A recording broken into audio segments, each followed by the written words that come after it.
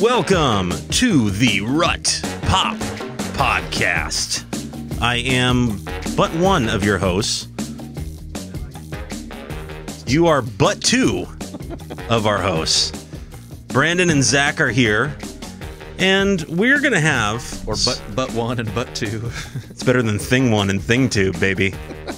That's right. That's right. I went there.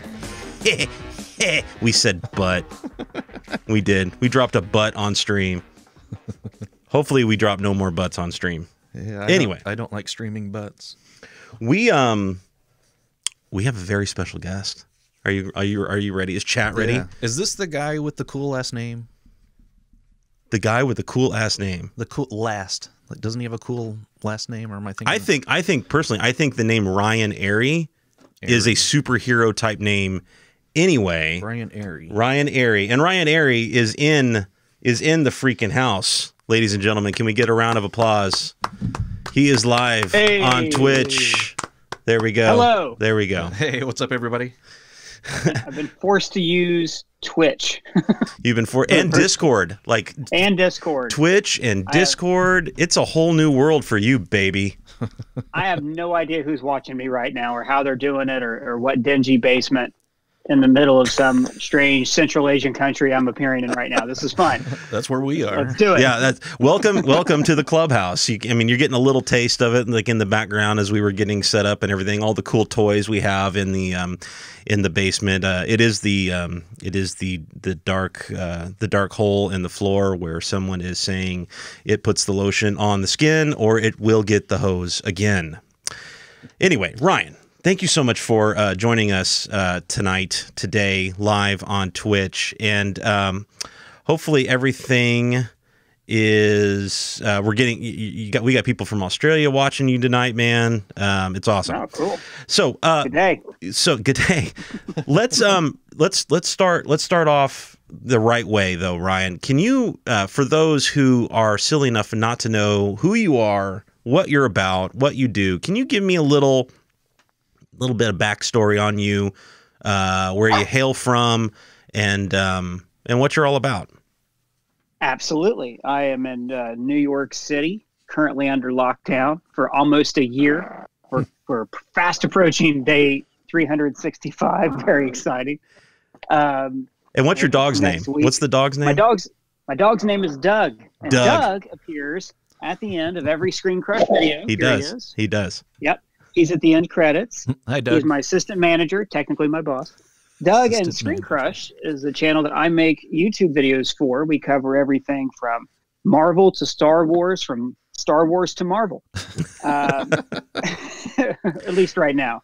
It is my nerd hub. Related, it's my nerd hub, Ryan. Like, I love all the stuff. A lot of fun. You guys got you guys got breakdowns of The Boys, which I love. Are you doing breakdowns on Walking Dead at all, or no? No, I'm a few years behind. Okay. On Walking Dead. It's not because I don't like the show. I used to really be into it. I don't want to just do it to do it. You know, I don't want to be that Johnny come lately guy who's like, oh, it's popular, I guess I should make a video out of it. Like, I think if you're not a true fan who really knows what you're talking about, I haven't read all the comics, I wouldn't presume. Sure. Yeah. Fair enough. So what's a breakdown? Like breaking down one movie, like one scene, one episode? That's a great question. I do a little bit of everything. So okay. With WandaVision, you know, we go episode by episode. I'll do a breakdown, show all the Easter eggs and references, and throw out a few theories in there. Nice. And then we'll usually throw out a few videos afterwards that like kind of dive deeper into that. Like, hey, maybe it's Hydra, maybe it's this, and you know, we got one coming out tomorrow about the commercials in the show, that kind of stuff. But we have this series where I'll pit like two movies that are kind of similar. But one's much better than the other, in my opinion. And I'll pick like one scene. I'll say this scene is indicative of why this movie's better, this movie's worse. So we'll do those scene breakdowns. I did a Breaking Bad video where I was like, look, this is the most crucial episode of the show. And I pinpointed not just the episode, but the exact scene and the literal moment when you can go, this is when Walt breaks bad. This is when he makes the decision and there's no point of return. So, yeah. It's basically when you finish watching something, you always want to talk to somebody about it. And for a lot of my people, there's nobody around because a lot of single dudes out there. They want someone to talk to, and they come to YouTube. And then they get on their little keyboards and they start, typing angrily, you're wrong. You're totally wrong. There's no way this is happening.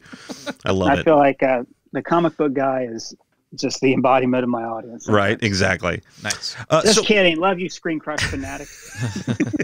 When did you become obsessed with pop culture? What was that moment that you said, this is my life? Like everything about I want to dive into everything about pop culture.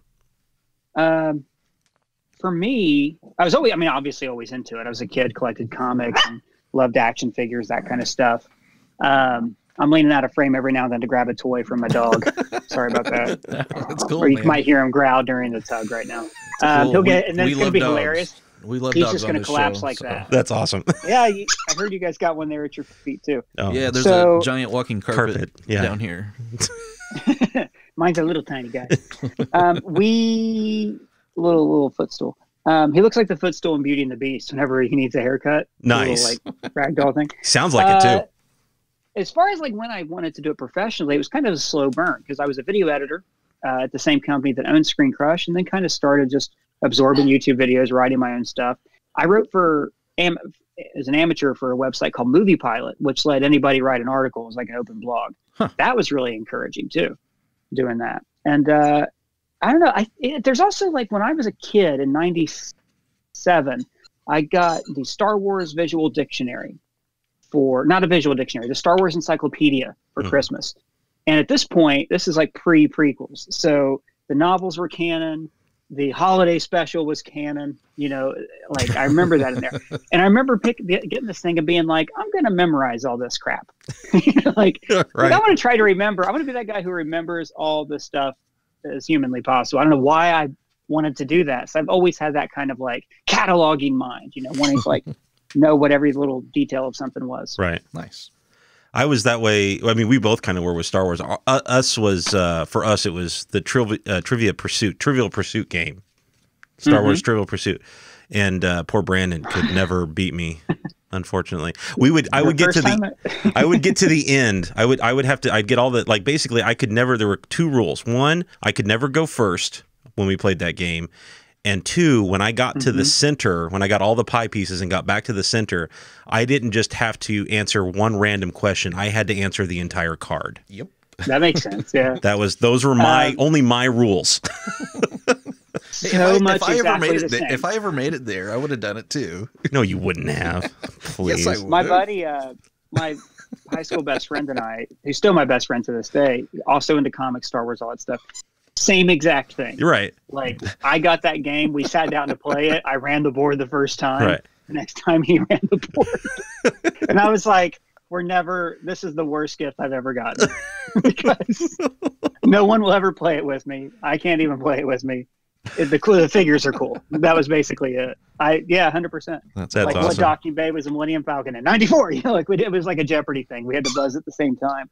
I got to that point with my ex-wife. She refused to play like any board games with me because I always won. So it got to the point where she would never play board games with me. Oh God, I hope we never get to that point. Oh, the wife kicked my ass in Catan 2 out of 2 the other night. Nice. Oh my gosh. Couldn't believe it. We just I love Catan. Project Crypto coming in, dropping 5 tier 1 subs tonight. Wow. Holy crap, Project. That's insane. Wow, bravo. Thank you. Sending positive vibes to the stream. It's all because of Ryan. Yeah, this doesn't seriously. happen when Ryan's not here. This never happens. I bring the love, guys. He brings the love. That happened right when I mentioned my wife beating me at Catan. So I also think that Dude, I love Catan. my wife being an incredible game board player probably has something to do with that too. I taught Catan to my brother and his family over quarantine. And yeah, they love it. It's good. Well, the computer Catan, the online Catan's really good too. We play it with our friends, Nice. I used to have it on my PS3, but the PS4 and PS5 version of it's pretty terrible. Really? Yeah, but the PS3 version was awesome. Yeah, that's awesome. I play it on Steam. When I teach Catan, I always have a speech I give that begins with, "The island of Catan lays before you." I've taught a lot of people how to play Catan. So yeah, I'd like to teach it in like economics classes. Because like every time you play, it creates a different economy.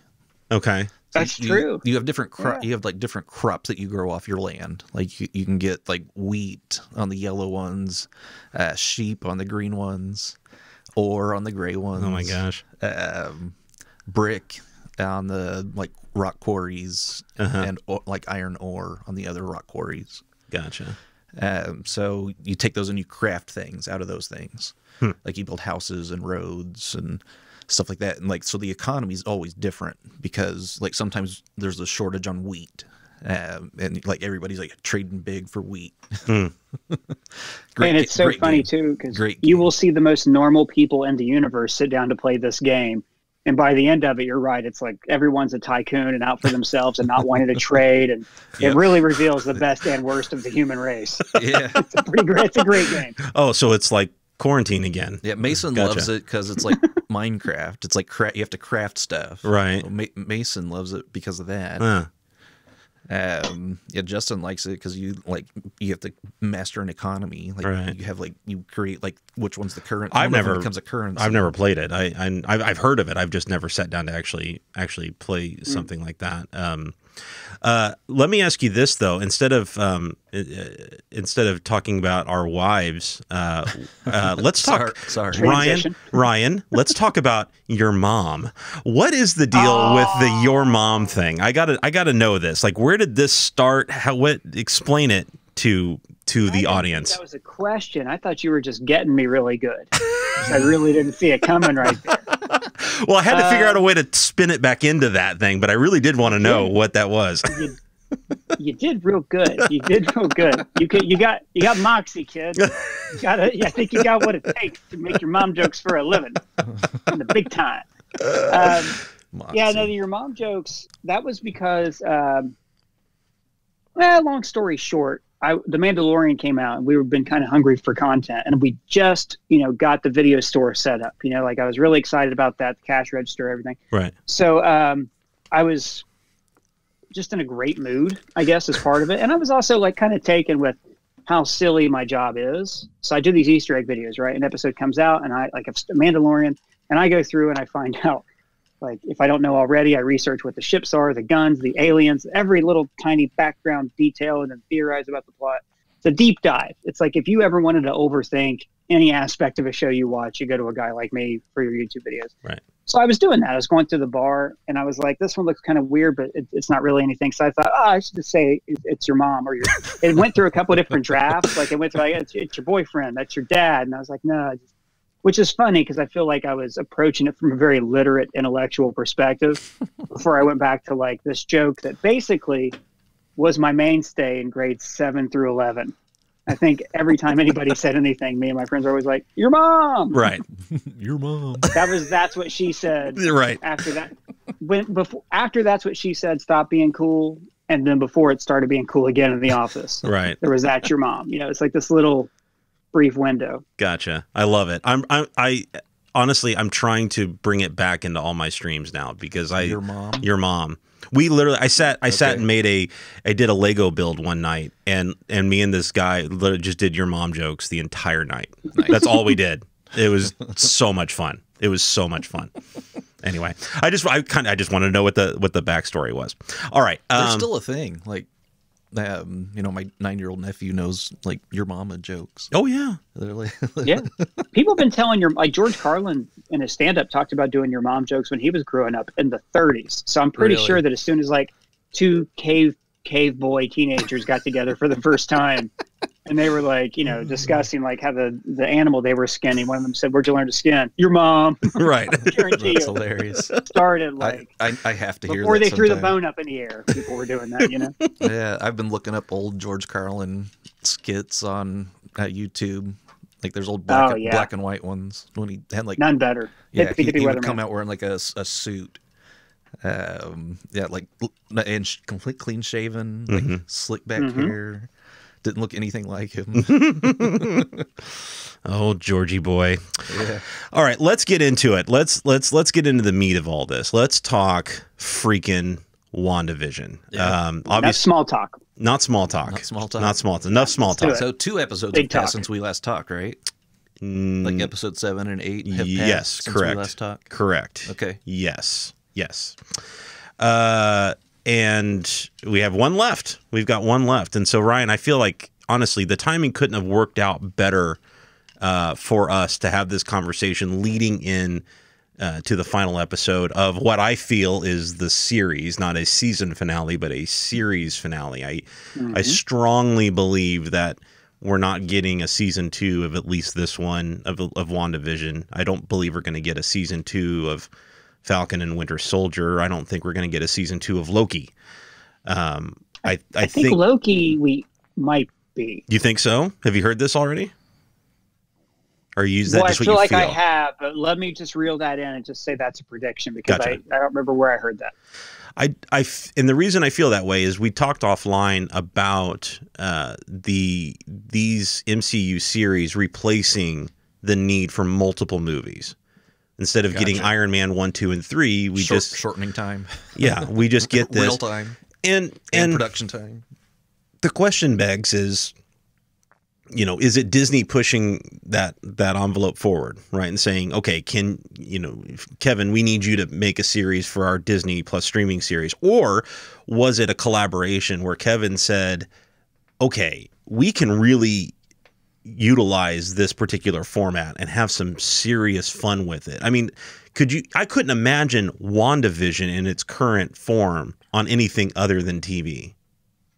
No way. Yeah, if they did a movie episodic, it would just be weird. Right. Now, that's going to change as we get into Loki, probably, and as we get into Falcon and Winter Soldier coming up here in a couple weeks. Like, that's going to change. If they don't draw attention to the episodic nature. Yeah, I can't imagine them doing that, but this was designed, for that. Yeah. But Ryan, especially for you, did you... I know the majority of us nerds out there were all about the MCU doing WandaVision, and what was it going to be? Were they going to be playing on the House of M comic book series? Like what was the story they were going to go with? There were hints throughout some of the teaser, the marketing and things. But did you anticipate it being a show where you needed deep dives in? Did you anticipate the analysis that people were going to be doing on this show? We all anticipated the show. It was great. We couldn't wait to see what they were going to do with it. But I didn't go into it thinking every single week we were going to be analyzing every frame of this freaking show. You didn't either. Okay. I wasn't sure how people felt about that. I from the very first, the Super Bowl trailer, I thought, okay, they showed footage of the first 3 shows. And I thought, oh, well, I was more into WandaVision of the other 3 because I'm super into old sitcoms. Like I grew up on Nick at Night and watching, Family Ties, all those sitcoms like Syndicated. Yeah, so I have this wealth of knowledge. Same here. Right, Mr. right? Belvedere, Perfect Strangers. Oh God, yeah. And I'm sure in the WandaVision writers' room, they were going through Love Dick Van Dyke Show. Yeah. I'm sure they were trying to debate which ones do we want to cover, who do we want to pay the most direct homages to, and that was a big part of their conversation. So I figured that would be part of it. Say what? Yeah, it was. The Walnut episode is freaking brilliant. Well, and I'll get into that because I have some theories about that. So and in my video, I did a very long, it took me a long time to put the video out on Friday because I watched all the episodes that were referenced. I watched WandaVision twice, then I went back and watched Walnut episode and Kitty Carryall. That's my prediction. Missing. For what it means. Interesting. So as far as reading the tea leaves in WandaVision, I thought they were going to start with what we saw in episode 8. Sure. I had videos kind of prepped for that contingency. I thought we were going to be I thought the mystery was going to be, well, how did she bring him back? How did he come back to life? I was so happy with how they did it. Yeah. 3 episodes of not telling us anything. Right. Of just trusting the audience and teasing the audience. And there were a lot of people I know who were like, no, I'm not into it. It's just no. I'm like, no, you have to stick with it. I can tell they're going to do stuff, it's going to get weird. Oh, man. If they had pulled the genie out of the bottle early, I just feel like I don't know if people would have been as anticipating the next one, where by giving us those 3, what WTF is going on, shows or episodes, they kept that genie in the bottle and kept us guessing, and they still are, frankly. I mean, I know episode 8, the penultimate episode, answered a lot of things, but it still leaves us guessing, going into it and guessing. And that actually brings me to my next point that I wanted to bring up with both of you guys is, this Disney has been doing this on their streaming platform since The Mandalorian. They kind of released a couple episodes out of the box, and then everything else is weekly, very much normal television. Instead of the Netflix model, which is going to drop everything on you all at once, right? Are we okay? I don't know how to ask this. Are we more in the camp of we would rather see all streaming services, Netflix included, go to a weekly release pattern a la normal television? Or are we okay with some of them go weekly, some of them, when we get Stranger Things season, was it 4? It's all going to be at once. Like, are we okay? Yeah. I would get mad if my Stranger Things wasn't given to me all at once. Would you? Okay, okay. I would riot if I didn't get my Stranger Things all at once. A lot of people were mad about The Boys this year, which dropped 3 and then made everybody wait for the next 5. Huh. Yeah. Yeah. Now, for me professionally, please do them one at a time, because then instead of making one video, I get to make, 8. It's all about the videos. 8 times the views. And then not to mention the week of theorizing, but also I grew up with actual TV. I'm like, everyone was complaining about this. And I'm like, this is what TV is. TV is sequential storytelling that ends on cliffhangers, just like comic books, which is why these Disney Plus shows are a perfect fit for those stories that happen between movies. Right. Yeah. I love the so like, I want them to be, I hate that, that dump and pump Netflix model. Okay. I've noticed when I binge shows, by the time I get to the 3rd or 4th episode, I'm not absorbing them with the same attention and quality. I'm on my phone more, Mm-hmm. Like I could probably rewatch Daredevil season 1 and be amazed because I watched them all in one day when they first came out. Right. Okay. I just think it's you belittle the art when you try to do too much, like a couple episodes a night for like Stranger Things is the best way to go. There's a lot of people that feel that way. And I'm kind of in that, I walk the line almost where I can't tell you how much I'm enjoying the conversation that you get to having a weekly release type show like this. And I said this before, but it brings me back to just even the Twin Peaks sequel series on Showtime just a couple years ago. And then, but before that, I don't really felt like I had that until maybe a little bit of Walking Dead, but primarily Lost. Lost was the last time I really felt that way. Like, what the hell did that mean? That kind of thing when it left you at the end of every episode. And because even Mando was like, well, okay, I mean, you could theorize, you could guess, but it wasn't, I didn't feel like we were picking apart frame by frame. And I don't feel like we're going to do this with Falcon and Winter Soldier. We might with Loki, maybe. I think I'm anticipating just on the channel that we'll get a lot of traffic on Falcon and Winter Soldier. I think it's going to be a great show. I don't think it's going to have that immediate turn. It's not going to pull in the normies the way WandaVision has. Right. But I'm still pumped about it. I think you're right. I think Loki is going to be a little more confusing. There's going to be some deeper cut references to the comics, and Falcon and Winter Soldier seems like it's more of a straightforward action adventure buddy show. Yeah. What were some of the things about WandaVision that have surprised you? Well, like I said before, the way they chose to present the show was a very pleasant surprise. I just in the moment watching it was surprised to see Zombie Vision for the moment that we saw him. White Vision? No, the zombie one where he was... Zombie Vision. Oh, yeah, I never thought that was real Vision, though. Yeah. Yeah. I never thought that was actually him, though. I always thought that there's certain things when you see them happen in the show, you're like, well, we're only halfway through. I don't think that X is going to be the actual thing. I was surprised. I wasn't surprised she was Agatha Harkness. I mean, I called that from the trailer. I think a lot of fans did. Oh, God, didn't we all? I mean, they couldn't have laid it on any thicker. One of her first lines was "Charmed," for God's sakes. Yeah, and she had a brooch. She had a brooch. She had... And if you're telling... She had music. Yeah. She was one of the only characters that had a music a musical touch of the score, like her own theme song. Oh, when she entered the when room? she her very first scene she comes on, she has her own theme music. Yeah, she's the I never noticed that. She is the only one who had. I don't think I noticed that either. Than Wanda and Vision. I was more obsessed with her appearance, like her, and we didn't get this until she was turned into color. But she, her jet black hair, she had like those old timey buckle shoes, like it was purple, like it was just screaming. Yeah, witch. Mrs. Gulch, bicycle. Go back. Yeah. Go back and watch that first episode. She gets her own. She gets her music cue. Oh, I will. I did not notice that. What were some of the things that surprised you, Brandon? White Vision. White Vision surprised you. Yeah. Okay. I was not. I did not see that coming. Yeah. Yeah. Not at all. Okay. I don't think he's going to be necessarily the bad guy.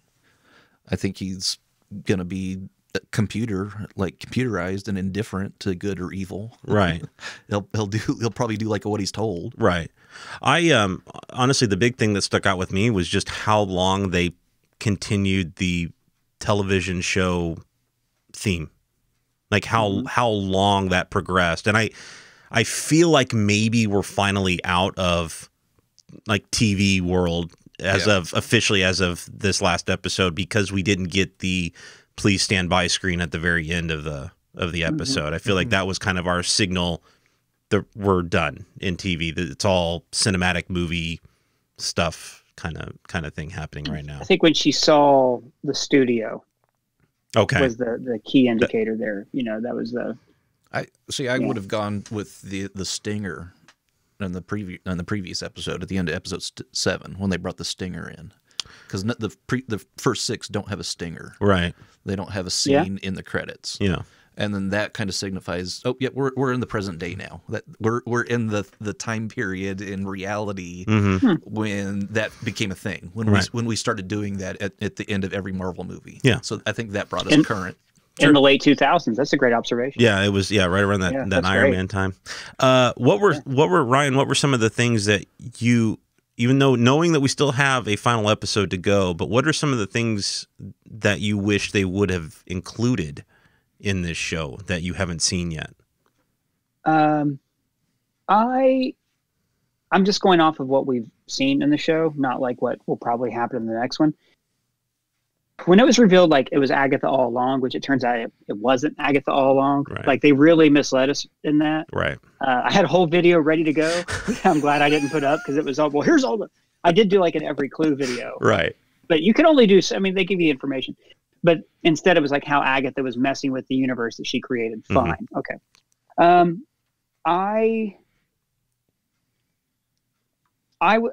In the comics, right? Wanda is a character who her entire life has been manipulated by a series of men. And she has this chaos within her that she subconsciously puts outside of her. And if you go through, like, her life has constantly been screwed over by Magneto, by Immortus, like it's constant. And Agatha Harkness is the character who is always by her side, who she was a little bit of a gray character. Like when she was in the Fantastic Four, you weren't sure where she stood, you know, if she was good or bad. But she's always been an ally, you know, taught her how to use magic and made her forget her kids as a way to help her. Now she's like in the comics, she's like a ghost who helps her out. Last I checked, I'm not fully caught up on that series. So to see her just as an antagonist, just like that old Marvel trope of, oh, let's just find someone who has the same powers as the hero and they're their dark mirror. I really hope that's not what's going on. You know, I really hope that Agatha's been possessed by whatever evil dark force they talked about in the Salem witch trial scene, you know, Dormammu or Cthon or Mephisto, whoever it is. And that like Agatha comes around to see that just as Agatha said in that opening scene, I need a teacher, teach me. Maybe she sees that in Wanda, that the way out of this isn't to like absorb her power and her strength, but instead to like hold her up. You know, I'd be a hell of a turnaround in 50 minutes, which is how long this learn from one another. Be, but, yeah, interesting. Yeah. Interesting. I think they were setting that up in episode 7. They could have been, and as Ryan pointed out, the thing that sticks in my craw more than anything is that they hit us over the head with this fantastic musical number. It was Agatha all along, and like within an episode, it almost seemed like they retconned that, and now I'm super confused. Like now I don't know what the hell to think because it wasn't. Yeah, I think they're setting her up as a mentor for Scarlet Witch. Well, I really wondered that, but as you know, I'm She was like, "You don't know these runes. Come on." I trust me, I get, and I'm that's going to teach you these runes. the way I kept, looking at Agnes, looking at Agatha was more of a almost semi-jealousy kind of thing. How, like, I have had to work for centuries trying to get the power I have, and you do it so freely without even knowing what you're doing. How she even says, "What's your secret, sister?" Like, what is it, right? Salieri and Mozart. Right. Yeah, exactly. And so is it but is that where it stops? Do they go the normal villain way and make her, and they can always say, "Look, we told you guys back in episode 7, it was Agatha all along. Like, there is no Mephisto, there is no Nightmare, there is no anybody else. Like, it's her.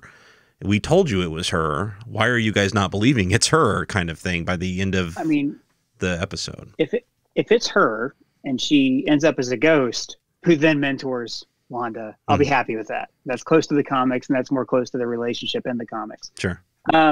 I just wonder about that book. The Darkhold, the Druid Tome, whatever they end up making it, and that energy coming from it, because it's the book to me that says, okay, well, there is something else going on here. Right. There's like, she's trying to free, because in Marvel comics, there's always a demon in a book. There's always some creature trapped inside of a library book trying to get out. Right. Whatever it is that's in there. Is Agatha trying to free it? She's trying to keep it at bay. Why does it have Wanda's red energy? For me, that's like the big remaining question mark of I think it's the book of what's going to be happening here, You think it's the book of or the Darkhold? We've seen Cagliostro though. The Darkhold is in Shield. The Agents of Shield. Yeah, that's what I was going to say. We've seen Darkhold, and it was in Agents of Shield. They showed it, and it didn't look like but come on, guys. No, like, Agents of Shield, by God, is canon. It's not canon.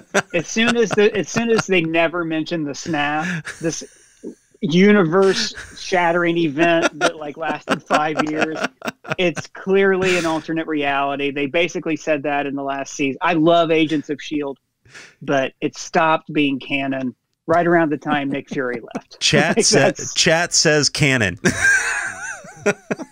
I wish it was, bro. I wish that they did then what they're doing now, and it was also they used the Darkhold in the Inhumans show on FX. Okay, we're never mentioning the Inhuman show ever. But that's right. Twice. That's 2 times it's already been used. Yeah. Why would they do it a third time? That is incredibly not canon, though. That's not what I'm saying. I'm saying it's been used twice. Why would they do it again? Why would they do it a third time? I don't know. The claymation film that Ben Wyatt made in Parks and Recreation is more canon than in the Inhuman show. That's awesome. That's not what I'm saying. That's not what I'm saying. I'm saying, why would the producers choose to do this same story a third time? You're right. I'll tell you this.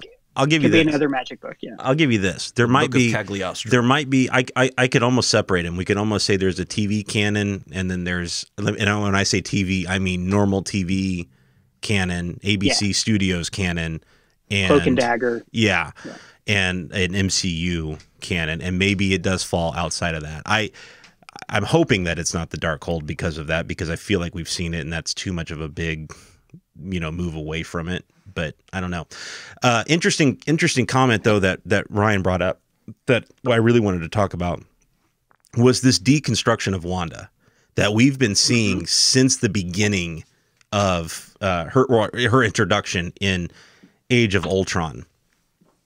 And I mean, my God, can they make her? Can they give her a damn break? Like, seriously. And because I just don't see even this ending well. You know what I'm saying? Yeah. Like, by the time this show ends, and I feel like they've been setting it up, and maybe I'm wrong, but I feel like they've been setting it up from the very beginning in Age of Ultron for this big psychotic break that she needs to whatever spill into Doctor Strange and the Multiverse of Madness, whatever that is. I just don't see it ending well for her. So I don't care who goes. Baron Mordo is going to be the villain there. Well, that's why I wondered if he's going to be the villain or just a side villain of. Why wouldn't he be the villain? I don't know. He's a super villain in the comics. Well, I know, but maybe setting him up to be the villain in the third one. I don't know. That's what I don't know. I don't honestly. I don't know. I personally believe and we're jumping a little bit ahead here, but I personally believe that we're in my big brain theory that probably will never happen is we'll get a post-credit scene with Nightmare, and Nightmare's the big bad in Doctor Strange Multiverse of Madness, and that this show will give us that post-credit scene. Oh, look at that. We got a follow. Thank you so much for the follow. You're an amazing human being. I appreciate that. They are setting. They're going to use the post credits to set up that Doctor Strange instead of maybe even potentially showing Benedict Cumberbatch in this thing. But we'll get into if there is somebody besides Paul Bettany. I think Paul Bettany was talking about himself. As the co-star. God, he's such a troll. But if they do bring somebody, I think it would be Chiwetel Ejiofor, or I'm sorry, Baron Mordo. Because why would they use him in the stinger of Doctor Strange? Oh, they're setting him up. I guarantee that. If Baron Mordo wasn't the bad guy, he's such a likable guy, though. I hate to see him be the bad. Like he's like our new Tom Hiddleston, like as an actor. He's such a great villain, though. Yeah, he would. He'd be amazing. I loved him in Firefly as the hunter, and he was Serenity. Amazing in Serenity. Yeah, Serenity. Amazing in Serenity. Yeah, loved him in that. Yeah, 12 Years a Slave. Incredible. Oh God, yeah. I haven't seen that one yet. I know I'm horrible. I should have watched it back in 2012. Oh, it's a great movie. Or whatever. Yeah, I should have seen it 10 years ago or whenever it came out. But Ryan, do you feel like this has always been her end game? Like what they've been setting her up since the very beginning in Age of Ultron when she was introduced to do this arc with her, or do you think that it's just developed into this? Because I feel like again she's been tortured since the moment we met her. As she kind of has been in the comics. Like, again, writers kept coming on and ruining her. Like, John Byrne did her dirty. He completely, took away her husband, took away her kids, took everything away from her. Rip out the heart. I don't think this is something they mapped out in Age of Ultron. I don't think Joss Whedon is enough of a comic fan and savvy enough to where he was able to go, okay, so if you are going to, he was setting up certain things, certain powers of hers. The idea being, if they want to use it, they can. It's like the Wakanda in the map of Iron Man 2. I don't think they were saying in 2018 this will happen because they had a whole other plan at certain points.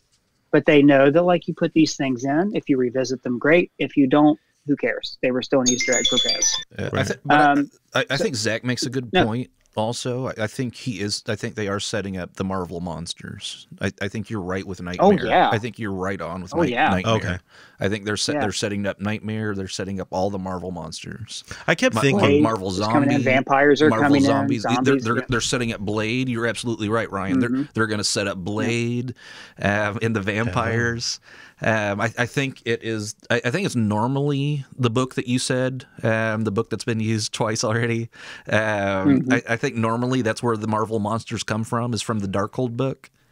But I think this time, I think it's going to be a different book. But I think they're setting up the Marvel monsters. I think the Marvel monsters are going to be released from that book. There's so many magic whether you're books in right, it's the Marvel, Darkhold. It might be the Darkhold. I don't know. They might be doing it a third time, which would be silly in my opinion. But you might be right. Right.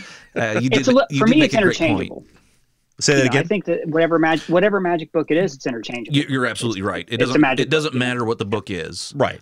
I think they're setting up the Marvel monsters. That's the name. The title of the particular book is for those ultra geeks, ultra nerds that are gonna go freaking crazy if they drop a certain name or something like that, and they're like, oh my gosh. I've been on the path of Mephisto since the very beginning, but now I'm not. I don't know if this is my guy anymore. I don't know if Mephisto's my guy anymore.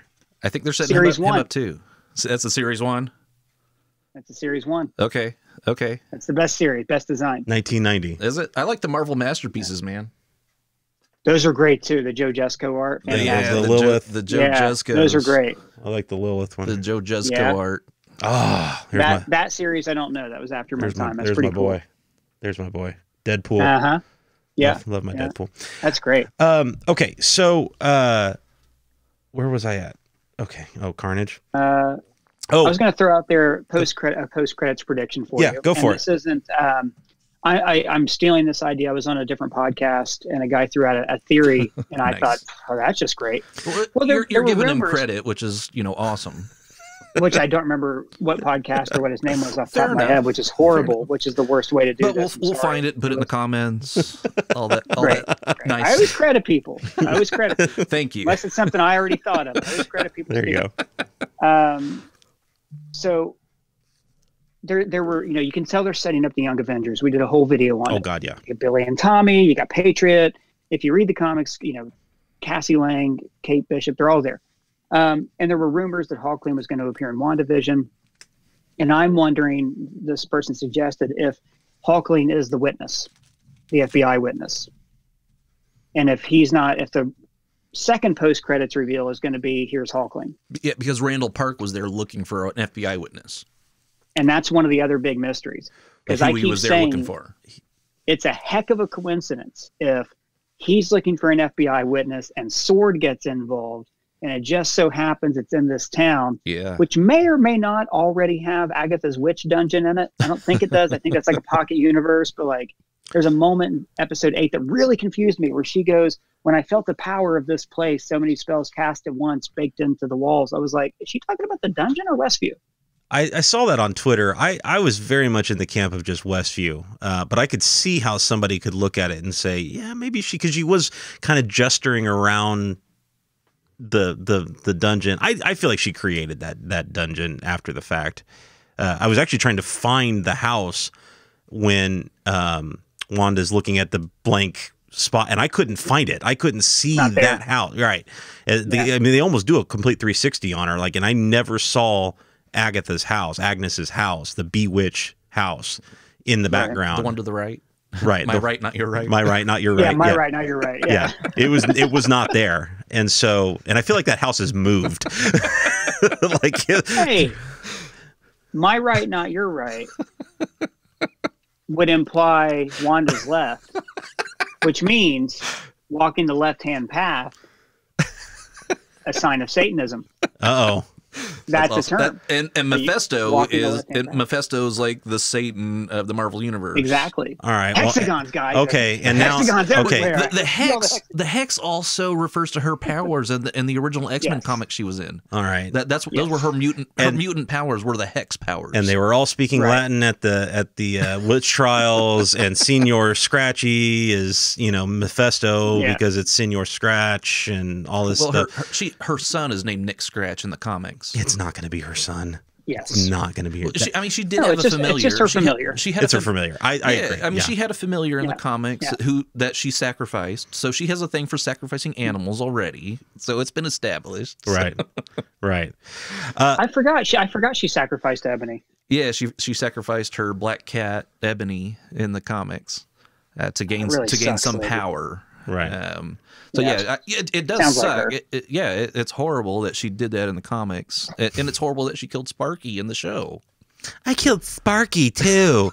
God, Catherine Hahn. It's awful. I'm saying it right now. Give her and Elizabeth Olsen all the Emmys, please. All the Golden Everyone you Globes. can. Everyone you possibly can. They've earned it all. They're Yeah. so tasty in this show. It's True. so good. I'm just Very, going to briefly very have my true. video off while I switch locations, guys. Now I'm doubled But I'm up. still here. Okay. I can see you. Right on, man. I'm All like right. I'm in Sorry about that. stereo. You're moving in stereo. I'm moving in stereo. Okay, I'll so just be a moment. the Would while it be copyright infringement if we played the Cars song? yes, it would. Dang it. Yeah, don't do that. Let's while we're talking about our dear and beloved witch Agatha, I loved how they flipped the idea of the witch trials, the Salem witch trials, on its head, and it was the witches giving their own coven a trial, like a person in their own coven a trial. Yeah, not like a religious leader. Right, burning at the stake or whatever. They basically were, burning her from the inside is what it kind of looked like from the magic that they were casting. Was their magic orange? They were like shooting Blue. They were shooting blue magic. They were shooting blue, but you could and see she shoots her back purple. Yeah, you could see her almost like it almost looked like she was burning from the inside. Her like underneath her skin started glowing bright orange as if she was on fire from the. But they were blue, and this is the whole magic thing is something I love to get into because the colors are fun to try to dissect and figure out what's happening. Where you have the witches doing this blue magic stuff, you have Photon's doing the blue powers. Well, Photon's got like a bluish kind of power or whatever, but I'm not putting those two things together by any means. But the dark magic that Agatha pushes back towards them is purple, and that that to me screams Dormammu. I think you're right. I think you're on the right track, because the book. Yeah, the book has like this orange glowing stuff emanating off of it. So I think you're on the right track with the blue and the purple and the red. But then you have the chaos power is that red power, right? Yeah. But then you have the sorcerer power, which is orange. I think you're on the right track, man. And so it's just trying to figure out what trumps the other one, kind of thing. I think you nailed it. And Agatha's dark magic, obviously, I feel like you said, I feel like she's pulling it from that other book, and reading, learning spells, learning magic that is above her station or above her age or whatever they said it was, that kind of thing. What do you guys think about the possible Infinity Stone connection to all those? That's one thing I keep seeing online. I'm curious about. Because Guardians of the Galaxy set up Adam Warlock, who is usually like one of the Watchers, the Infinity Watchers. So I think they're setting up like the Infinity Watchers. They're obviously Eternals is coming out. They're setting up Eternals. He's back. Hey guys, what's up? Hey Ryan. Different virtual background. I like it. Yeah, I think they're setting up. I think you're right, Ryan. I think they're setting up. I think they're doing everything, man. I think this show was like doing all. I think all the theories that we've had. I think they're doing all of it. They're all the theories. That's what I think. Okay, man. So let's talk. That's my theory. They're doing everything. Let's talk about the Infinity War, issue here, or situation. Not issue, but situation. A couple things here that I want to unpack with you guys. One is, are they retconning the twins' power origin?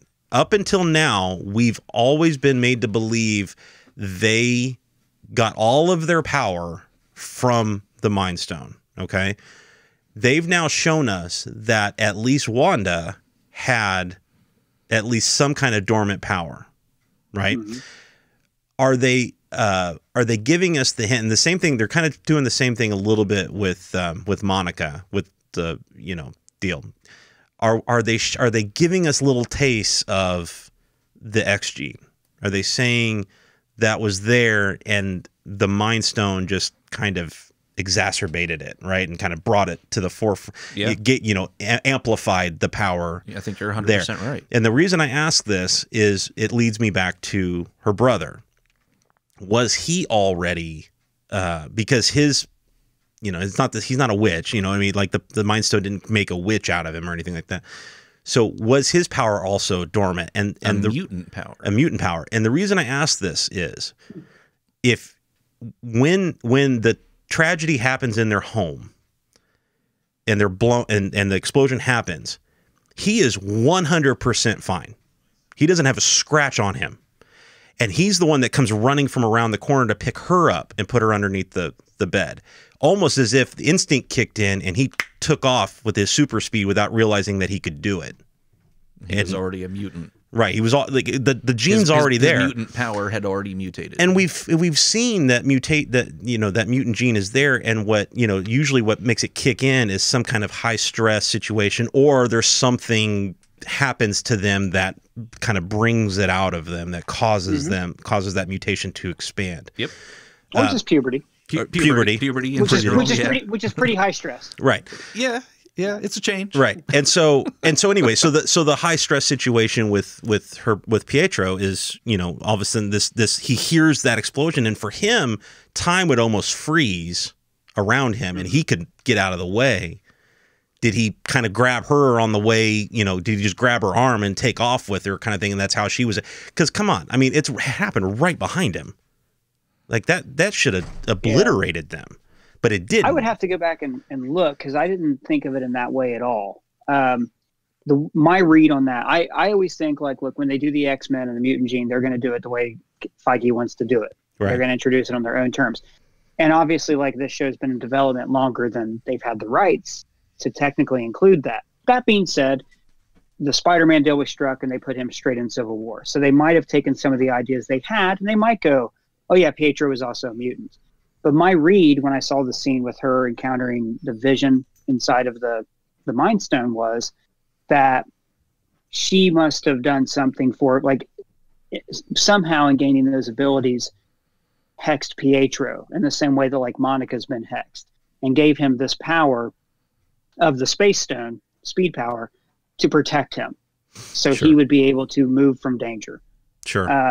At least, I mean, that's how I read it. But, like, I think because they're not going to bring him back from the dead, I don't think. But so that- the answer that is just going to be like, oh, whatever. That would require that she had already constructed a hex around Sokovia. Well, she could have just hexed him in general. Right. Without realizing. But what if he had it, moved outside of Sokovia, outside of her influence? Would he have lost those powers? Well, no. I think well, Ryan, tell me if I'm wrong here. The way I interpret that is she was the first one in there to, for lack of a better term, touch the Mind Stone. She recognized the power before Pietro walked in. She cast a protection spell on him that imbued him with some kind of Back in time? back before Age of Ultron. Back before Age of Ultron, which they just showed in All of episode this- 8, which he rescued them from the explosion from the Stark bomb that dropped Right. on their I still apartment. think That he was- had a mutant gene. That's what Right. I think. But that I think was Zach. I'm Yeah. countering that argument. Yeah. Okay. By saying I think that Wanda gave him those powers afterwards. I'm with you. Okay. That's the step I was missing, man. I'm with you now. I've actually Okay. we've actually brought this up before on the podcast. And is it possible for the powers of each Infinity Stone to transfer some of the other powers from the stones? A la, Wanda. I've always looked at Wanda's chaos power in the MCU as more of an etherish type vibe rather than Mind Stone vibe. Now it seems like we're getting our answer for that, but the same thing that you just talked about, Ryan, where she seemed to imbued him with potentially a Space Stone type of power. I think the line is in episode 8 from Agatha. She says that the power would have died on the vine. Okay. Like your power wouldn't have developed. Wouldn't have bloomed. Yeah, it would have died on the vine if it hadn't been for the mind. The Right. mind. So her the Tesseract. So they've definitely retconned her for sure that the power was already inside of her. The stone just held. Yeah, major line retcon. was that line was in the last episode. Right now, we're just discussing whether or not Pietro had anything already in him or not, or if it was all Wanda giving him the power. I've done a lot of videos where I talk about this, how they say numerous times, like in the Age of Ultron deleted scene, Thor's got the Norns in him, and they say the Infinite Six cannot be kept apart or held together. The Space Stone sends the Red Skull to guard the Soul Stone. He says the Soul Stone has a kind of wisdom. The Mind Stone warns Vision about people coming. So the stones are intelligent. Mm-hmm. They are the essential, like the intelligence of the universe, and they are all connected. Mm-hmm. So even like if you go back before the retcon and how did Pietro get his powers, it was pretty obvious. Like Wanda had the red energy of the ether. Pietro had the blue streaks of the Space Stone in the comics. The Elder of the Universe. I think I don't remember which person Thanos took it from. I can't remember his name, but he used it for super speed. Mm-hmm. The Space Stone. He didn't realize its capabilities. It just made him really fast. And then Wanda is displaying the abilities of the Mind Stone, also the Time Stone. She does some weird reality stuff she like rewinds time when she encounters Captain America, and kind of the Power Stone. When she like is grieving and that red energy shoots out of her, it's very much like the staff touching the earth and like eradicating things. So I've always thought that she was connected to all the stones somehow, and that's how she was able to destroy the Mind Stone. Or is she like an agent of chaos who has the Mind Stones, like the Infinity Stones, make order in the world, but she's like this agent of chaos that messes things up. I like that. And she bends reality to her will, like kind of bends the Infinity Stones to their will. Yeah. And chat's pointing out she could have used just a probability hex on him before he entered the to Ryan's point, entered the room to touch the stone to keep him safe.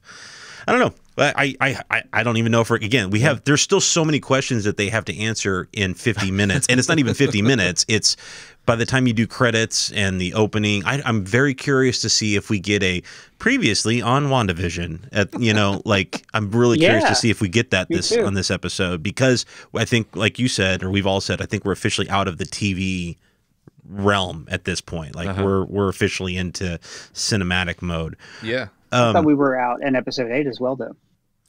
So we still got the previously. True. On that one. Yeah, that is true. Yeah. That is true. Mm-hmm. Okay, real quick, let's talk about. I kept waiting for them to jump back into TV mode.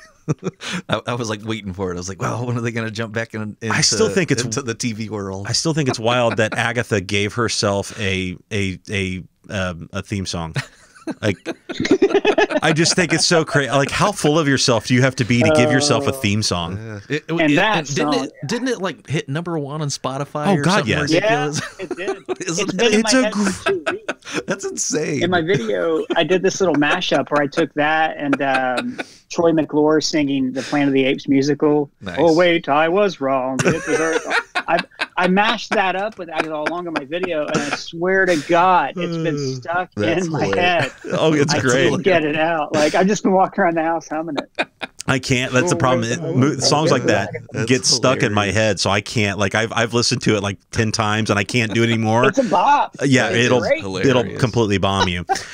Okay, I don't have a good segue. I was going to say, speaking of bomb, but that doesn't make any sense. Well, we'll spin it, dude. The first commercial, the beeping of the toaster, right, corresponded to the beeping of the bomb. Yeah, in episode 8, right. Yeah. Well, so the commercial was like, foreshadowing, man. Well, it was all. I mean, all those commercials have been great. And Ryan, you said you're dropping a. I want to talk about that, Ryan. An episode on all of them. Yeah, I want to talk about that. Yeah, we got a video. So we had a video completely done that was about the basis of it being Agatha was doing all the mind manipulation. That was prior to episode 8. This has happened a couple times. The episode will drop and we'll go, oh, I'll give you another example. I had a video that was like, hey, I saw this wild theory on Twitter that Vision's dead the whole time. This is like after episode 3. Had it ready to go, had a funny thumbnail of dead Vision with Wanda on the couch, and then lo and behold, they did that reveal, and I was like, I'm glad I didn't put that out, because that would have like really been a spoiler. But yeah, we got a video that's basically, it's a little bit of a theory video about where the commercials come from, but because I think we've seen the last of the commercials. I think so too. So you're right. I dove really deep into this video that's probably going to be out tomorrow. Have you watched them all back to back, or like from front to front? Yeah. Like episode 1 to So I didn't realize along with this the intro outro. Yeah. Go ahead. Sorry. So when I didn't realize this, but when I watched them all in order, it's the same actors. Oh, you didn't know that? No, I didn't realize we that. We talked about this. We did? Yeah, because I said it was her parents. I thought it was going to end up being her parents. The people in the commercial. I don't remember. Because it was always the same. It was always the same too. So I thought I didn't realize it was the same actors. But then they obviously didn't. They didn't go that route. I started to wonder after the fact: is for whatever reason, it's a husband and a wife scenario or situation that they are the FBI informants that are in hiding. Okay. In the town. Oh, that's cool. It's the guy, and they had to take his family with him or whatever to the town, and that was the role that she made them play or whatever, because they're the only two people that haven't been put up on the board in any case. Like, there's no picture or anything. Yeah. There's nothing. No one. They've never interacted with them. Exactly. And so, but they're Dottie also hasn't been on the board. Yeah, those are great theories, guys. Yeah, I love that. The Hayward. It was like, you just blew my mind. Director Hayward. I'm gonna blow your mind even more. Director Hayward. Evil or just misunderstood? I think he's just some guy. I just think he's misunderstood. I don't think That's he's my got, opinion like, as well. yeah. Are you when you first meet him? Sorry, go ahead. Yeah, I was just saying, Brandon. If he was in the same. Why don't you guys make your point? Okay. I have an idea, but you guys make your point first. Ryan, go ahead. All right, sorry about that. No, it's when cool. you first meet Hayward, you're so obviously supposed to dislike the guy. Like, he kind of steps on Monica's toes. We've seen this character a million times. Like, Sure. the guy who's keeping her from advancing. It was so obvious. I thought, well, he's not going to be. You know, because you're just seeing it from a mile away. You want him to be the bad guy in your yeah, mind. You want him to be the bad guy. Well, you still have Exactly. you're remembering Alexander Pierce as well. The next high level last guy that you kind of remember, Hydra, you know, it's Alexander Pierce. But go ahead, Ryan. I've got theories on him, so go ahead. Well, I don't think that like Sword's going to be like secretly evil or Hydra or anything like that, because like you said, they've done it. You know, I just think he's literally this guy who was traumatized by the snap, saw like a different world afterwards, and thought, I want to make sure this never happens again. Yep. I completely agree. Last night, I had the same conversation last night, and I likened him to Tony Stark. He's trying to create a suit of armor around the world. He was left just like everybody else during the snap, broken, you know, probably lost family members and friends, was probably one of the few high-level officials left behind to try to pick up the pieces. And he's just kind of gone overboard trying to make it work. There's still a lot of weirdness going on with him, you know, that I'm curious about. Did he know, you know, is he behind the deed to the you know, to the town? Did he send Wanda there? He was obviously trying to prep her or prime her to show her powers, to see if she could reactivate Vision there, and that, because that was all for a show. Him all ripped apart on the. I think so too. Have you seen the comic book panel that's like that? Right. Yeah. I mean, there was a comic book panel from the Avengers that was like that, and it was horrifying. Right. Yeah. From her point of view, that is horrifying. It is horrifying because seeing her husband completely she's not dismantled. Yeah, she's not looking at a robot. She's looking at the person she loved. Those are the organs inside of the being that she was. I mean, they made it like even her soulmate. They made it even sound gross. Like when they were pulling out his arm, it sounded kind of slippery or whatever. You could see what looks like particles all over the table. Well, in the comic book panel, like his skin is ripped off. Yeah. Like you see this this flopped over thing that's his skin. I mean, and then at one point he opens up this door. Vision. Yeah, go ahead. I'm just agreeing with you. Yeah. Like he's got no muscle. Like he's got no skin. You can just see his muscle, and it's like the skeleton with muscle. Yeah, man. It scares the hell out of Wanda. You're right. That's it's horrifying. Yeah. Like just that visual, that vision, if you will, is horrifying. Right. I feel like he's been trying to reactivate, as he said in episode 8, he's been trying to reactivate Vision, and he's been failing miserably. And so his last ditch effort was to just prod Wanda to the point where she broke loose, and right there on the table while he's laying in front of her, like that was literally laid out to make it, like, to almost set her off, to break her and see if she could do it, just to see, because nobody knew at that point what he insinuates that she has the power to reactivate, to bring him back to life. Yeah. But he doesn't know for sure. He's not 100% sure. So he's just kind of testing her to see if she'll do it. And she doesn't. She leaves and then does it. Obviously, she might have. She might have had the power. For God's sake, she created vibranium. Just created it out of thin air. It's not like, I mean, that's not even an illusion. Like, he was tracking vibranium inside the hex. So that stuff is real, folks. Which makes me wonder, did she completely recreate the Mind Stone? The universe that exists within the hex. Yeah. Whatever resources that are available in that universe, she recreated that. Yeah. From the entire universe. Within that hex is an entire universe. As far as recreating the Mind Stone, I think that just because Thanos destroyed the stones, like, you know, law of conservation of energy, energy cannot be created or destroyed. And the fact that the universe wasn't eradicated as soon as all of those stones were gone means that they're still out there. And I think given like billions upon billions of years, those particles would have slowly coalesced in different areas of the universe into like stones again. Which brings me to my next theory, that she is setting up eternity. He just keeps pulling it. He literally has cards just sitting ready to go for every point that we want to make. She's creating everything.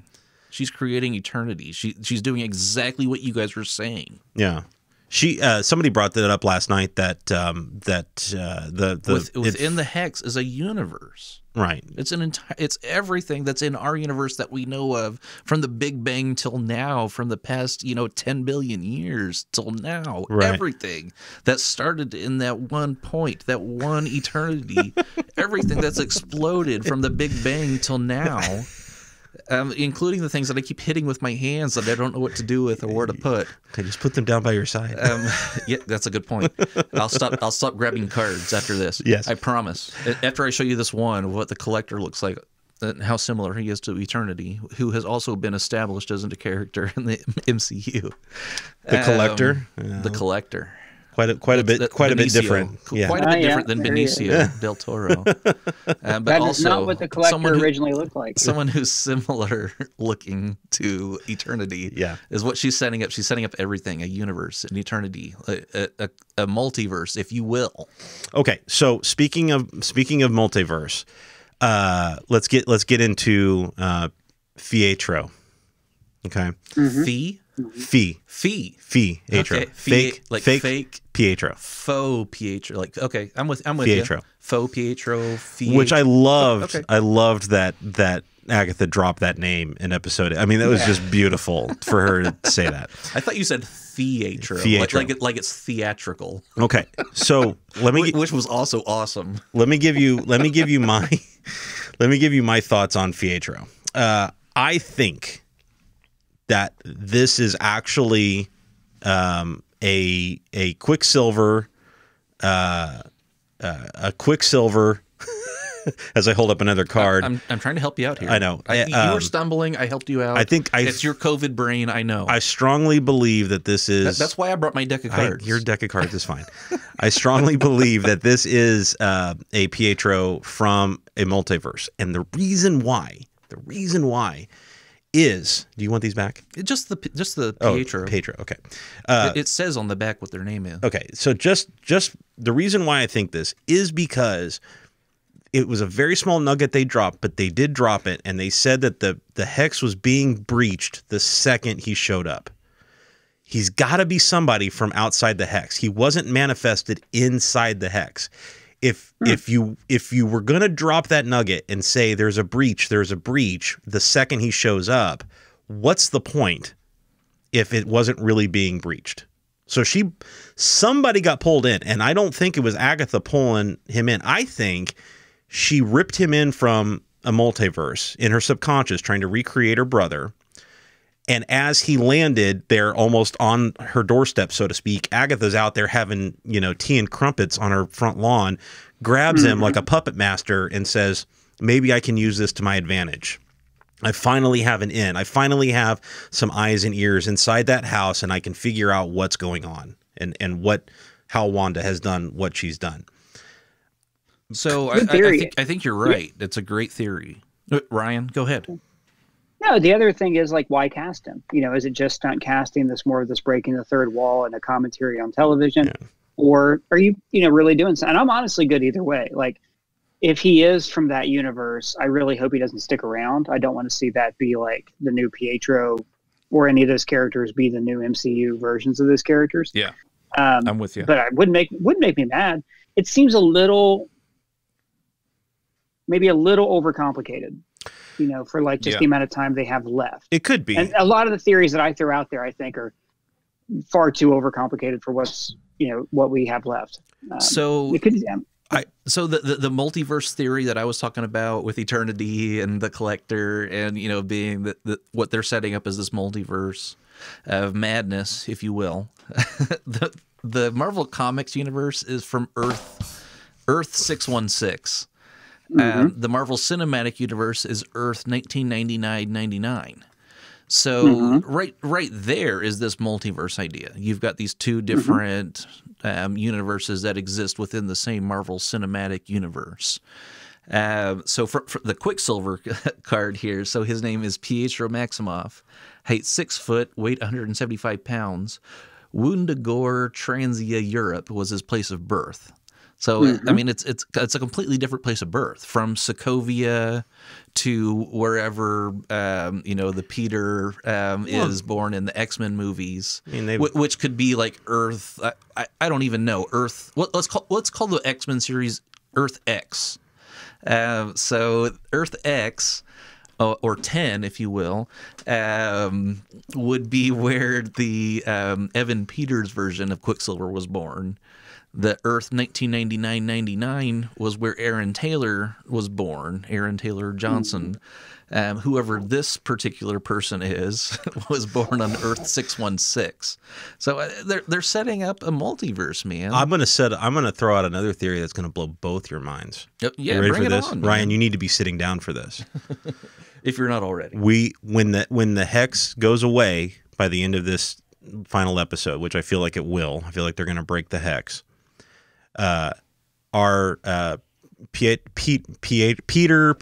Maximoff is going to be left behind. But once the illusion goes away, just like with all of the military guy, all the sword guys being clowns and everything like that in the circus, you're going to see a reveal of Aaron Taylor Johnson's Pietro.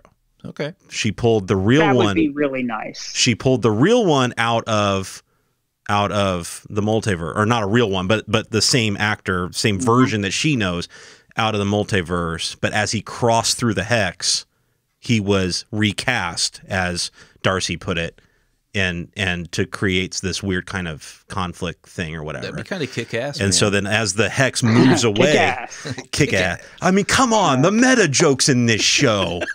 I wonder, I was about to say, I wonder if that kick-ass line is going to actually, was it a throwaway? Right. Or is that a thing? I don't know. Well, they were both in Kick-Ass. That's the whole point. Yeah. That's the whole point. Yeah. So Evan Peters was like his dorky friend.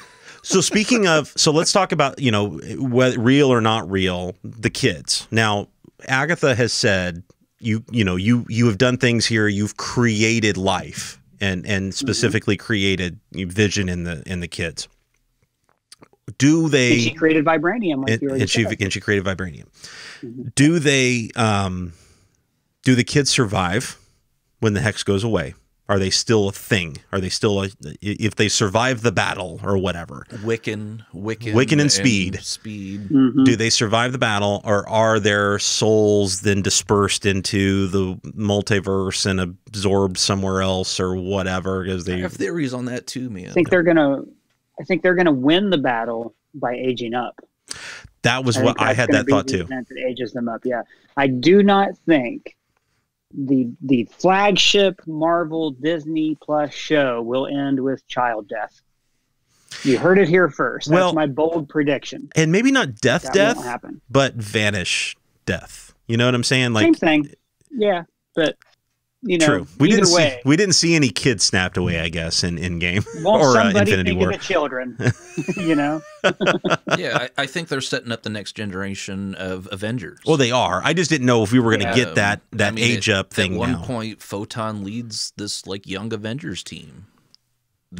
That includes Photon, and Photon's the leader of this Avengers team, and she's leading these young she's Miss Marvel and Wiccan and Speed, and this young Avengers team that is going on in the comics right now. Right.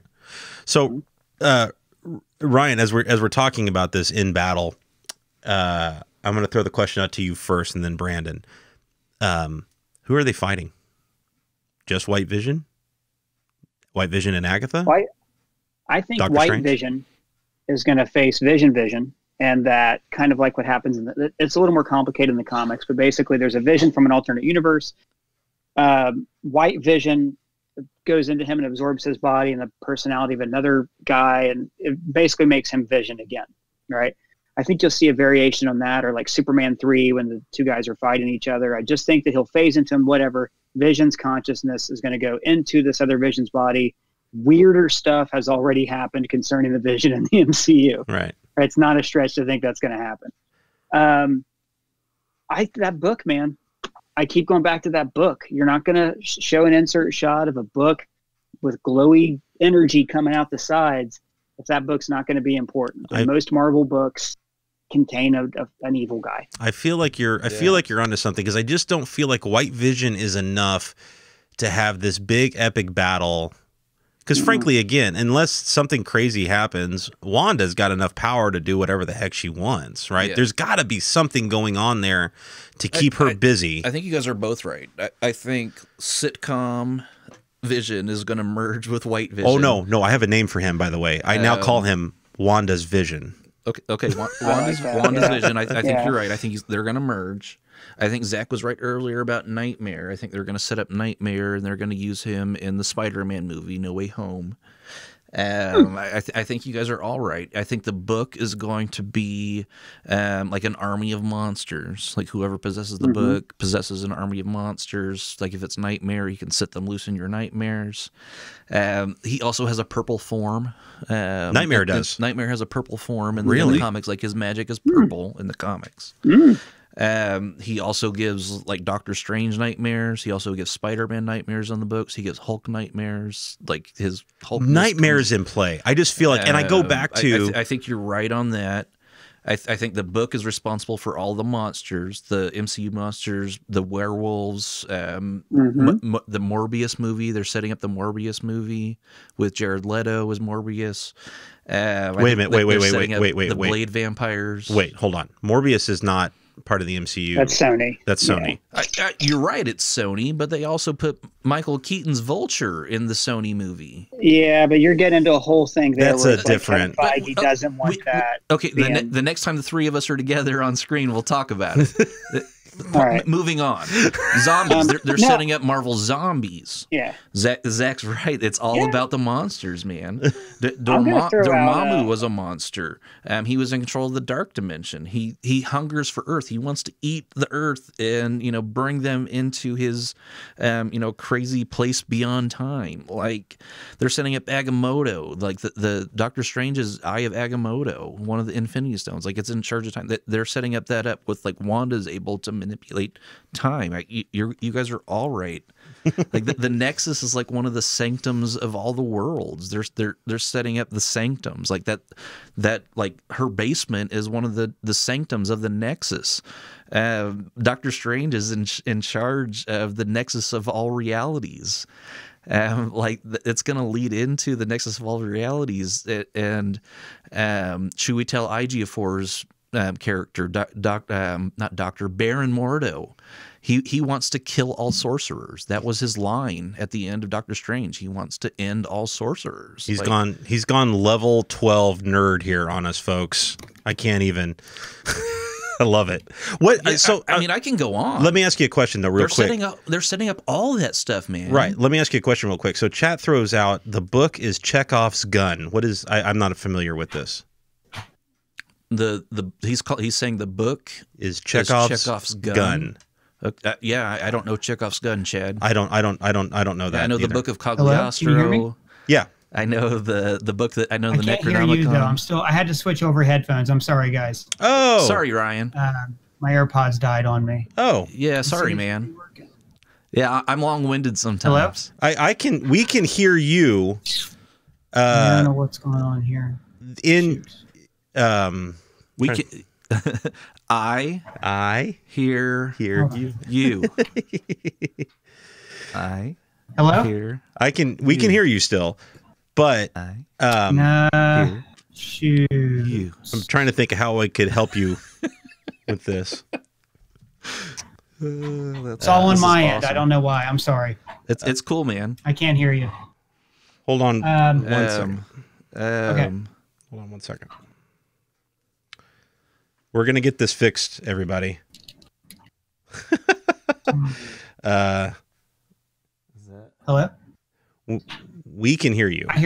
I hear you now. Okay, good. I was literally typing instructions. Sorry about that. We hear you. No, it's fine. I was literally.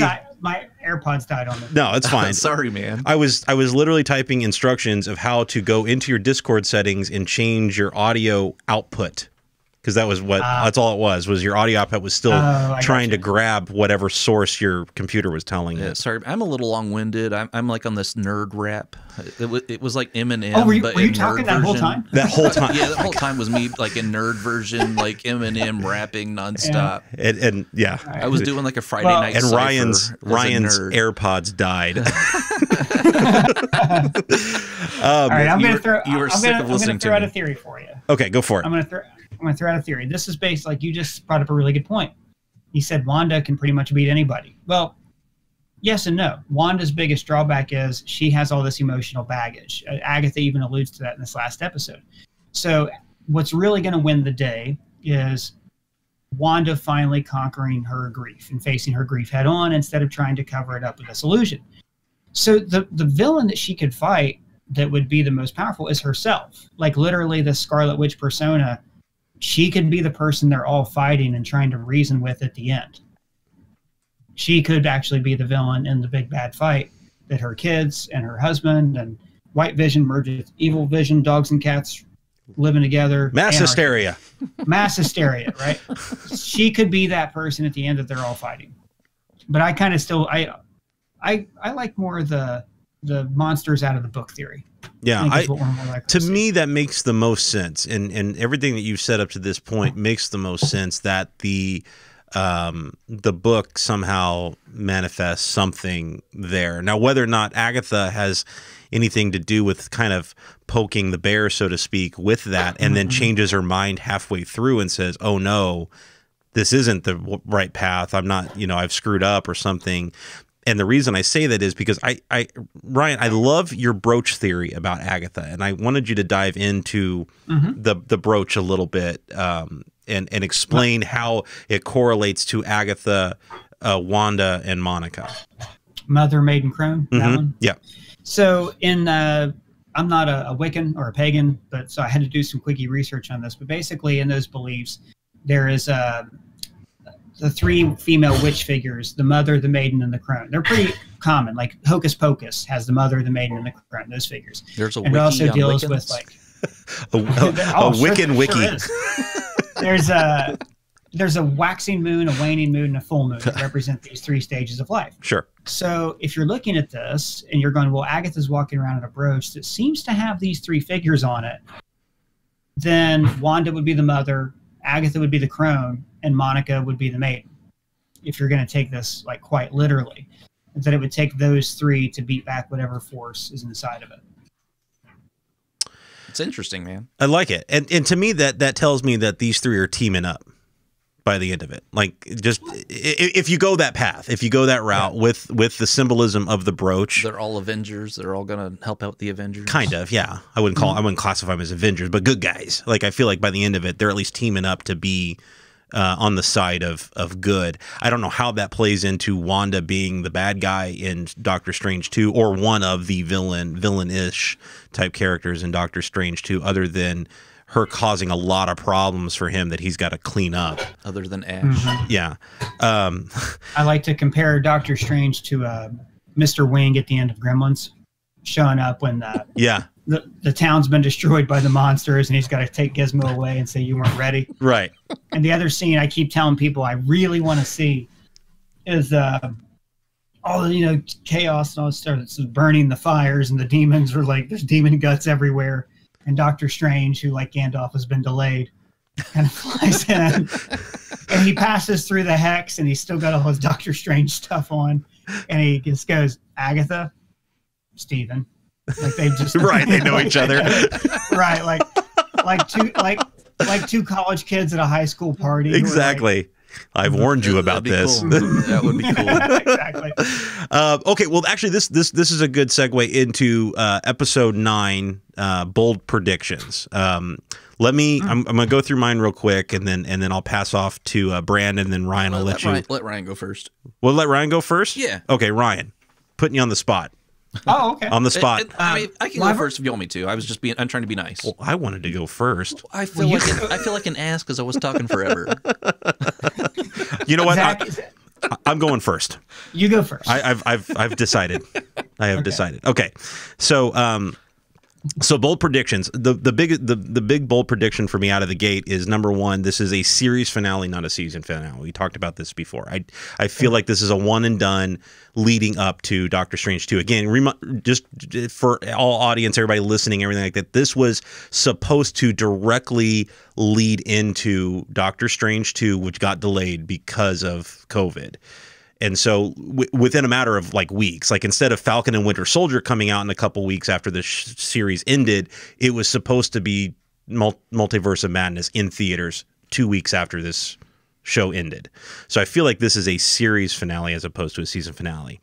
I have a very fun, bold prediction, and I hope, oh baby, I hope it comes true. The first time we hear White Vision speak, it's James Spader and it's Ultron. Oh, that would be great. I want White Vision to have Ultron's voice so bad. Yeah. I can't even.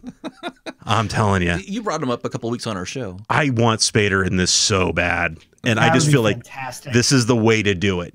The first time because it would be funny to have, two, because Jarvis was the entity inside the brain and everything like that. And the voice. And the voice and all that. And if Jarvis isn't Paul part Bettany. of White Vision, it defaults to Ultron. Well, and also, how horrible for Wanda would it be to hear that voice come out of that's her true. husband's Oh, body, yeah. her husband's That's face? true. I mean, Oh, God, you yeah. talk about your worst nightmare. Like that's your brother's murderer Yeah. is now inside your husband's body. It's Yeah. nuts. Yep. Who Yeah. incidentally destroyed your home country. Right. Yeah, that would be Or at least the capital city. Yeah. Right. Yeah. And the rest, honestly, the rest of them were the ones that I talked about before. I feel like, or Ryan, you mentioned it. I feel like, Vision is going to phase into White Vision. Wanda's Vision is going to phase into White Totally. Vision I'm in agreement. and make him corporeal again outside of the hex, and he'll be good to go. And then I feel like I don't think Paul Bettany would play him any other way. yeah, I do feel like Benedict Flapperpatch is coming to the is going to show up by the end of the episode to fix everything, to be, as Ryan so eloquently put it, Gandalf. I love that, and but I do feel like we're going to get a post-credit scene that teases. I've been on the Mephisto train forever, but I feel like Nightmare is the guy. And the reason I feel like that is because of that silly Dick Van Dyke episode. It was all a dream. It was all a dream. And they kept hitting us over the head with the dream and Nightmare throughout the season and everything.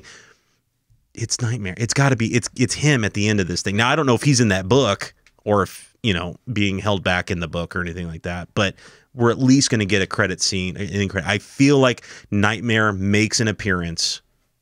But before you see all of the foreign voice artists, like you're going to see Nightmare before you see that. Yeah, those are my big brain theories, and those are fantastic.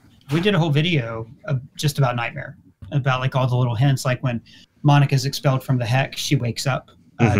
Cheer up, Sleepy Jean. If you listen to the lyrics of that song, it's implying there's some element of sleep or a dreamlike state that all these people are in. And if, Wanda is pulling from that book or vice versa, then it could be like lulling people into this state that, and if Agatha is also kind of inadvertently or deliberately working for Nightmare, the more people that are inside this hex that are lulled to sleep, and if the hex keeps expanding, then it feeds into his power. Sure. I love it. I love it. Okay, Ryan, bold predictions. Well, hell, I forgot this was the end of the show because I already threw out a bunch of good ones. We still have. You've had some great ones, man. I can go first if you want me to. Villain. I can go first if you want me to, man. I'm already here. Go for it. You have thrown out some great ones, though. I agree. But just to recap, I gave you Wanda's the real villain, right? Or the villain they face at the end. Okay. I gave you a Hulkling post-credit scene. Okay. I gave you Wanda's Vision phasing into White. Every time I say White Vision, I always think like that's a bad HR term. Oh, it's awful. To use, yeah. Cataract. Yeah. Cataract vision. Yeah, cataract vision. I love that. That's better. Okay. TLC vision. Don't go chasing cataracts. Milky vision. What is it with Paul Bettany playing albinos? Seriously. Paul Bettany always be playing albinos. I don't get it. Okay. So that's what I gave you already. I'm going to say the commercials are caused by Doctor Strange. Oh, as a form of communication with her. That it's getting scrambled by the hex. That's actually in our video that we're putting out tomorrow on the ScreenCrush YouTube channel. Oh, I love that. That's a small section of the video that I'm discussing. I got a couple other theories about what's causing them, but that's my other bold prediction. I like it. I like it. I like that one. Okay. I do too. Those are fantastic.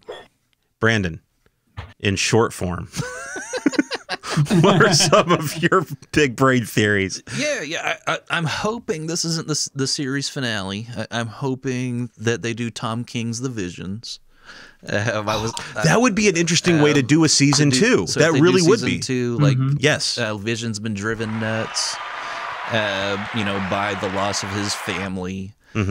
So they do the Visions. He creates a wife, he creates kids, he creates a dog, and he tries to have a normal suburban life, from people that look like him, a family that kind of is they're offsprings of his physical body, and they they look like him. They're supposed to have his consciousness. They're supposed to act like him, but they don't. I'm hoping we get that as a season 2. I am a bitch for Cumberbatch. However, I don't think we're going to see him. I think it would be Chewie. Okay. I think we'd get Chewie Ejiofor as our guest, as Mordor, our guest spot, as Baron Mordor coming in, trying to kill all the sorcerers, trying to kill. That's an interesting thought. Wanda the sorcerer. Wouldn't make me mad. Agatha the sorcerer, Doctor Strange the sorcerer. Like he's trying to kill all the sorcerers. Could he be one of the big bads they're fighting instead of? Because I feel like they're all going to team agent. Like he might be like an agent of Nightmare. An agent. You mentioned Franklin Richards' future form. I can't remember his name. Kang the Conqueror's future form. Immortus, yeah. Kang the Conqueror or Immortus, also a.k.a. Franklin Richards, who may or may not be a descendant of Reed Richards, coming into the storyline, may have given power to Baron Mordo. So I think I think we're going to get these guys that are kind of a little bit closer to the level of WandaVision, the level of Doctor Strange right now. I think the guys that you guys are talking about are coming. I think they're going to be like big bads. I think like Nightmare is going to be like Thanos level. Mephisto is going to be like Thanos level. I think these are going to be the big bads that are coming. I think you guys are 100% accurate, but I think we're going to get a couple levels, a couple layers. WandaVision's our gateway drug. Yeah, it's our gateway to the next level of Phase 4, man. Like, we're going to get some of these lower level guys, like Kang the Conqueror, some of these cards I gave you earlier. You're gonna get some weirdness, man. You're gonna get some Marvel monsters. You're gonna get give me these cards back. You're not using them. Give me these cards. I have all kinds of monster cards. Give me these cards. This is what's coming, man. Remember when I said short form? I know you said short form, but F your short form, man. Sleepwalker, Morbius, Blood Axe, Death's Head, Basilisk, right? Die Cut, Blackout. We've already had Dormammu. Get him out of here. Scarecrow, Demogoblin with Spider-Man. They have a huge library. Now, Shock, Dead Zone, Heart Attack. I am curious to know. Another Ghost Rider, man. Right. I am curious to know. I mean, obviously, you start getting into this stuff. All this is how much. You start running into rights issues and like which ones are we going to be able to get and all this stuff. Who cares at this point? They care. Sony and MCU are already merged. They already have. They have deals. Sure. They're going to shake things up and be like, hey, I want more money. No, you don't get more money. They're going to shake things up like they did last year with Tom Holland, but ultimately they're going to bring things together. They already have Fox. They already have Fantastic Four. They already have X-Men. Disney's going to own the world. All right, let's get into final thoughts, just overall about the series, because we're going into the final episode. Super stoked about it. I've mentioned this so many times. I love that WandaVision. I love what WandaVision is doing, not just from a nerd standpoint, but I sat down, I watched, these episodes with my son. He was 9 years old, and he's watching what looked like old classic television that he hasn't grown up with. And it was so cool to experience again, I talked about gateway drug a second ago.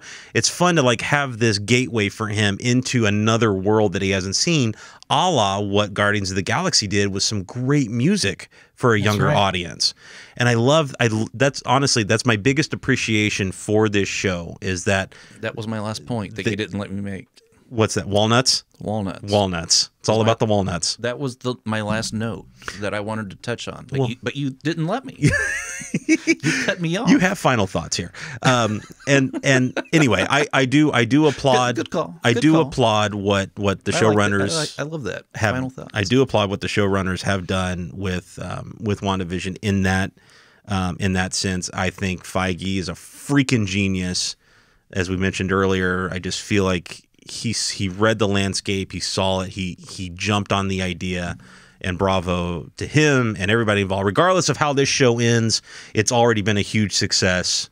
And frankly, like Brandon said, I want more. I'd love to have the Vision season 2. I think it's a fantastic idea.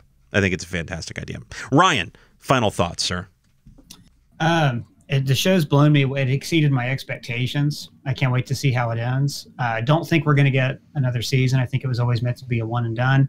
It's a mini-series, but it'll be something else, because the next one won't be WandaVision. They might do another Wanda series. I'll tell you, before I saw White Vision, I thought Vision wasn't going to make it out. I really thought like this was going to be it for him. But as soon as I saw that like completely put together working body, I thought, okay, so they're going to put the whole family together. So my bold prediction, it's going to end with the whole family, even the teenage son, settling down somewhere, and everything's going to be hunky-dory. And then Doctor Strange is going to show up in the mid-credit scene, like Doc Brown showing up and pulling Marty McFly out. That's awesome. Wanda, you're a Nexus being.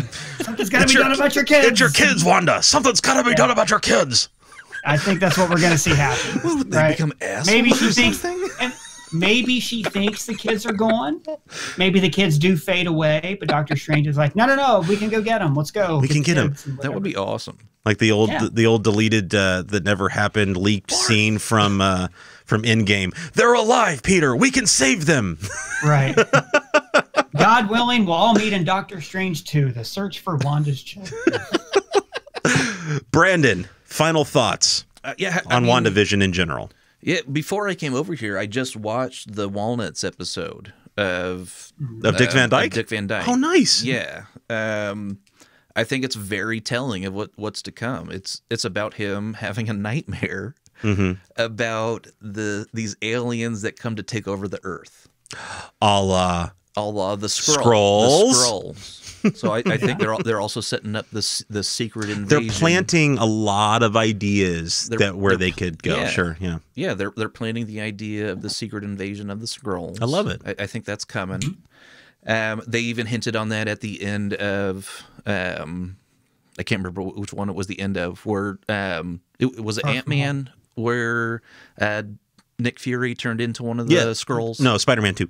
Okay, Spider-Man. Far From Home. Okay, sorry, my stingers are getting confused. The stinger happens. Where Nick Fury turned into one of the Skrulls. I think those two things are setting up the secret invasion storyline with the Skrulls taking. I think some of the heroes we're already familiar with and already love are Skrulls. The Walnuts thing. The episode is about this secret invasion that's happened, right? But it's also a nightmare. Like you find out at the end that it's a nightmare. Yeah. So yeah, I think they're setting up Nightmare. I think that episode of Dick Van Dyke is setting things up. I think that was telling. I think it would be amazing if they got Dick Van Dyke on this next episode. like if he played some character, like Nightmare. If he played it, oh my God, that would be insane. A 95-year-old Nightmare. That would be insane. But if they got him to play someone even someone who's it doesn't matter. He's the new Stan Lee cameo. He's just the paper boy or whatever, or just a Skrull, like a form a Skrull takes. I think that would be amazing if they brought him back. That's awesome. All right, gentlemen. This was the biggest nerd fest I think I've ever been a part of. I love it. I love every minute of it. Ryan, you have been absolutely incredible tonight. I really appreciate you coming in. Rock and roll, man. It's been awesome, and yeah, you're welcome back to the clubhouse anytime you want to get here. Please come back. Ryan, where can I'm begging you. You're begging. Ryan, where can the kids find you on social media so they can tell you how much your theories suck? At Ryan Arey on Twitter, Ryan Arey on Instagram, even though I'm never on there. So at Ryan Arey on Twitter, and then ScreenCrush YouTube channel. And check out that ScreenCrush YouTube channel. It's full of all kinds of tasty little nuggets, tasty little videos, and it's awesome. He's got so much great content on there. It's absolutely incredible. Brandon, where can the kids find you to let you know that your MCU monster theory sucks? Yeah, they do suck. I agree. But I have an infinite amount of more. I'm at the Rutledge on Twitch and Twitter. Awesome. The Rutledge on Twitch and Twitter. And you can find me at Zach M. Rutledge on Twitter, Twitch, and Instagram. And tell me, please, how much I suck. Ryan Arey, thank you so much for hanging out with us tonight. We have to all say a big happy birthday to Ryan the God in chat. Happy birthday, sir. What's up, Ryan the God? Hope you had a fantastic day. And you all can catch us on the next one. Deuces. Peace out, everybody. Thank you so much.